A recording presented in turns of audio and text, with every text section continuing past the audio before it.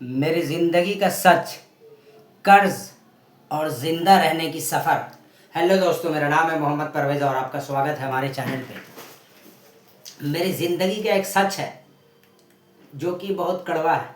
मैंने बहुत लोगों को सुना है कहते हुए कि मैं पहले 50 लाख के कर्ज़े में था और मैंने उस कर्ज़े को मेहनत करके तोड़ा और अब मैं 2000 करोड़ का मालिक हूँ। या मैं 50 लाख के कर्ज़े में था, उसको मैंने ख़त्म किया, आज मैं 200 करोड़ का मालिक हूँ। मगर मैं तो किसी ज़माने में 4 लाख का मालिक था, आज जीरो हूँ। मैंने भी एक काम शुरू किया था।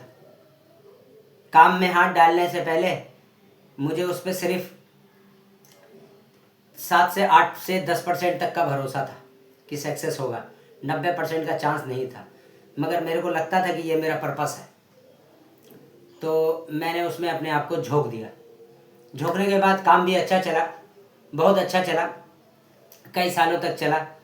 बहुत फिर लोकल फाइनेंसर भी आए, यार दोस्त ने भी पैसे लगाया, बहुत अच्छा चल रहा था। और जिन लोगों ने भी पैसे उसमें लगाए थे, मेरे पास ऑन रिकॉर्ड, दोबारा बोल रहा हूँ, ऑन रिकॉर्ड सबका लिखित स्टेटमेंट मेरे पास डायरी में कि सबका पैसा जिन लोगों ने लगाया था, उनका पैसा अगर किसी ने 10,000 लगाया तो उनका 1,10,000 रुपये मैंने वापस दिए कमा के।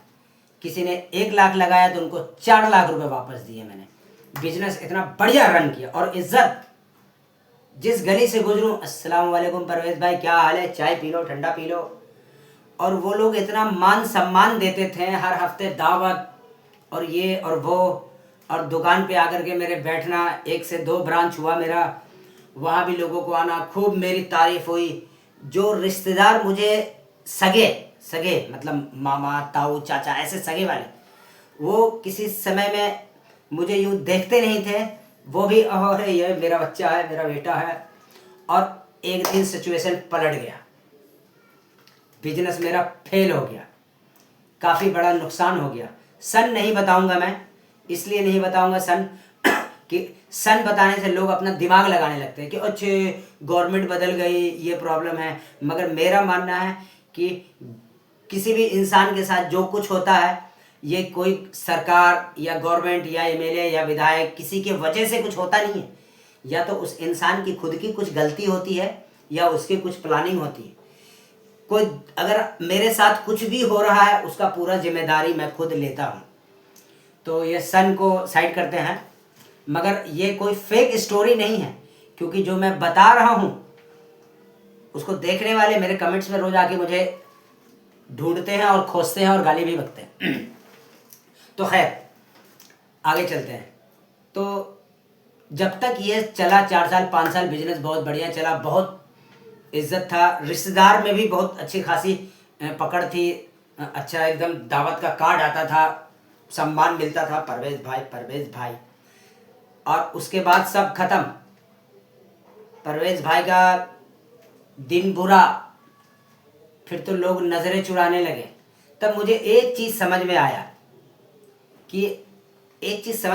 बाकी लोगों के साथ ऐसा होता है कि नहीं हो सकता है, मेरे साथ ऐसा हुआ। मैं अपने परिवार की बात नहीं कर रहा हूँ, मेरे परिवार तो मैं कहता हूँ ऊपर वाला, जितना भी मेरा जन्म हो, मुझे हर जन्म में मेरा ऐसे ही परिवार चाहिए। परिवार मतलब मेरे माता, मेरे पिता और मेरे भाई, बहन नहीं, भाई, ये मुझे हर जन्म में वापस यही चाहिए। जितने भी जन्म होता हो, मुझे मेरे माँ, मेरे बाप और मेरे सारे भाई, मुझे वही चाहिए बस। तो लोगों ने जो नज़रें बदली, जो दोस्त मेरे से 4 गुना 5 गुना कमा चुके थे, उन्होंने भी यूं पकड़ा और फिर दुकान में घुस के तोड़ फोड़ करना, गाली गलौज बकना, मेरे पैसे वापस दे, नहीं देगा तो मैं 2,000 रुपये रोज़ का इंटरेस्ट लूँगा और ये लूँगा, और कोई मेरे दुकान से ये उठा के ले जा रहा है, कोई मेरे दुकान से वो उठा के ले जा रहा है। मेरा जीना हराम कर दिया। कई रात मुझे पार्क के टेबल के नीचे चुप चुप के सोना पड़ा, क्योंकि कर्ज वाले मुझे खोज रहे थे। तो कई रातें मुझे चुप चुप के गुजारनी पड़ी। बेटा मेरा उस समय 2 साल का था, और जब कोई आ करके इस अंदाज में मेरे घर पे बात करता था, वो डर जाया करता था छोटा था वो डर जाया करता था। और आज भी अगर वो जो जिस तरीके से लोग बजाते थे मेरा गेट, वो आवाज़ आज भी सुन के मेरा रूह कांप जाता है। मैं इस तरीके का कहीं भी आवाज़ सुनता हूँ मैं डर जाता हूँ, दहशत में आ जाता हूँ। वो डर था लोगों का, क्योंकि अगर लेना होता था एक को पैसे तो वो अपने साथ लेके आते थे 5, और मेरी पूरी फैमिली खौफ में जी रही थी। फिर कॉलोनी में एक मशवरा हुआ, पंचायती बैठा, मैंने लोगों के, अब मकान मेरा बिक गया, मैंने लोगों को अपना मकान बेच करके और पैसे दे दिए, और जिसको जिसको दिए कुछ चीटिंग जिसने मकान खरीदा उसने भी मेरे साथ किया। खैर उस बात पे नहीं जानते हैं, इसके लिए वो है। तो और उसके बाद जो फिर सबको पैसा ख़त्म हो गया, मैं आ गया रोड पे फैमिली के साथ, रोड पे मतलब रेंट पे। तो अब उसके बाद जो जिनको पंचायत में सेटलमेंट हुआ था कि आपको इतना ही लेना है उसके बाद क्लियर, अब वो लोग बाहर से मुझे प्रेशर डालने लगे कि मुझे जो ऊपर का वो भी चाहिए, वो भी चाहिए। कभी कोई दुकान में आके ताला मार दे, कभी कोई रोड पे मिलूँ कोई घड़ी उतार ले हाथ से, मतलब ज़िंदगी मेरी बद से बदतर हो गई थी। मुझे पैनिक अटैक आने लगे, आज भी मेरी डिप्रेशन की गोलियां चल रही हैं। मुझे पैनिक अटैक आने लगे, और कई बार तो मैं जाते जाते बचा। कई बार दिल में ऐसा ख्याल आया कि एक ही दिन सब परिवार में कौन बचा, मैं, मेरे 2 बच्चे, एक मेरी वाइफ। क्योंकि भाइयों ने जो मकान उकान बेचा उसके लिए मेरे से कोई नाराज़ नहीं थे, बोले ठीक है अगर इससे तुम्हारा काम चल सकता तो चलो। उसके बाद उन्होंने सिलेंडर कर दिया, उसके बाद किसी की तरफ से कोई मदद नहीं आया। और आज तक मैं फुल वीडियो में स्टेटमेंट देता हूँ कि मेरे भाई, एक बड़े वाले भाई के अलावा आज तक मेरा 10 रुपये का भी किसी ने मदद नहीं किया। 10 रुपया जिसको कहते हैं, किसी ने मदद नहीं किया। जिसने भी पैसे मुझे दिए हैं, अगर 10 रुपये दे रहा तो बोल के देता कि मुझे 110 चाहिए, चाहे 2 महीने बाद दे देना। और स्थिति मेरी उस समय ये थी कि मुझे लेना पड़ता था। यहाँ तक कि मुझे जब वहाँ से मेरे पास 2 ऑप्शन था, या तो मैं सुसाइड कर लूँ या मैं इस शहर को छोड़ के कहीं और चला जाऊँ ताकि मैं शांति की सांस ले सकूँ। उस शहर छोड़ने के लिए भी मेरे पास पैसे नहीं थे। एक टीवी था मेरे पास, मेरे बच्चों का बहुत प्यारा था। वो घर बेचने के बाद वो टीवी मैंने सोचा था कि ये रहेगा, क्योंकि अभी मैं टीवी अफोर्ड नहीं कर सकता हूँ कई सालों तक, तो ये मेरे बच्चे कार्टून वगैरह देखेंगे। बेटी मेरी 4 साल की थी, बेटा मेरा 2 साल का था। तो एक मेरा सगा रिश्तेदार, सगा क्या, रिश्ते को मैं एक्सप्लेन करता हूँ, मेरे सगे चाचा का दामाद, उसने बोला कि मैं आपको यहाँ से निकलने के लिए टिकट का व्यवस्था करवा दूंगा और सबको पहुँचा दूंगा यहाँ से, ये टीवी आप मुझे दे दो। तो वो टीवी मैंने उसको दिया, तो उसने मुझे वो टिकट वगैरह करा करके उस शहर से दूसरे शहर भेजने के लिए मेरा इंतज़ाम करवाया। और उसके बाद मेरी ज़िंदगी अब धीरे धीरे पटरी पे आने लगी है। उसके बाद भी बड़ी लंबी कहानी है। अब उसके बाद तो फिर मैं दिल्ली गया, फिर कोरोना आया, फिर वहाँ से भी अर्थव्यवस्था की दिक्कत हुई, फिर मैं मुंबई गया, मुंबई में मैंने मजदूरी किया, अब जाकर मेरी धीरे धीरे लाइफ पटरी पे आने लगी है। कुछ मैंने अपने आप को ट्रांसफॉर्म किया है, कुछ मुझे अच्छे मेंटर गुरु मिले हैं। पहले मेरे पास मेंटर भी नहीं थे, गुरु भी नहीं थे। एक मेरे गुरु हैं डॉक्टर स्नेह देसाई, उनका स्पीच मैंने सुना है। लाइव सुनने का मुझे आज तक मौका नहीं मिला, शायद मेरी किस्मत ख़राब है, इसलिए लाइव मैं उनको नहीं सुन पा रहा हूँ। मगर मैं उनका यूट्यूब पे वीडियो देखता रहता हूँ, जूम पे उनका वीडियो देखता रहता हूँ। उनसे मुझे बहुत प्रेरणा मिली है और मेरी ज़िंदगी बदल गई। एक मैं वो इंसान बन गया था जो डिप्रेशन और दारू के नशे में पूरे दिन पड़ा रहता था।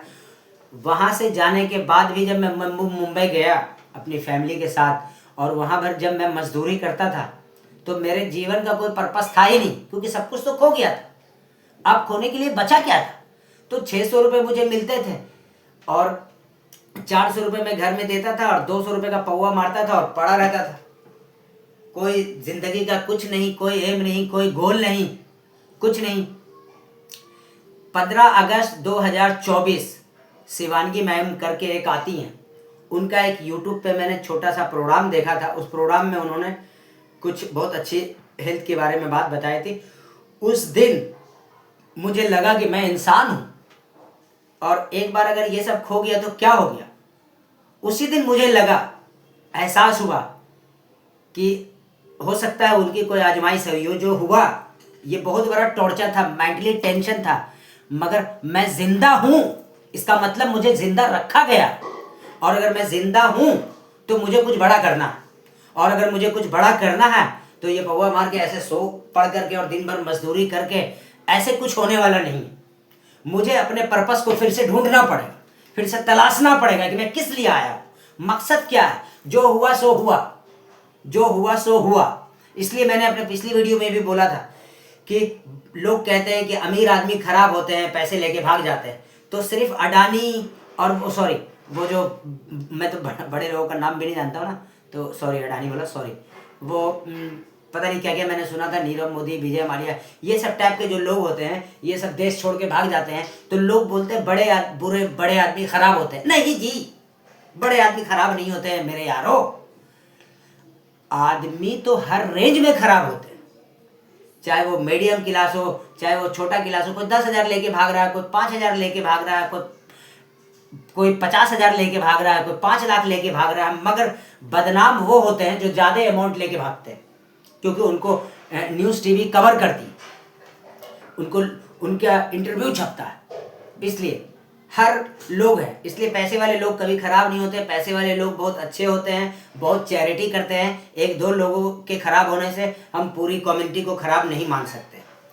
तो मैंने अपनी ये छोटी सी जर्नी आपके सामने शेयर किया। तो शिवांगी मैडम का जो प्रोग्राम था वो 15 अगस्त 2024 को मैंने देखा, और उसी दिन मैंने डिसाइड किया कि मैं इंसान का बच्चा बनूंगा।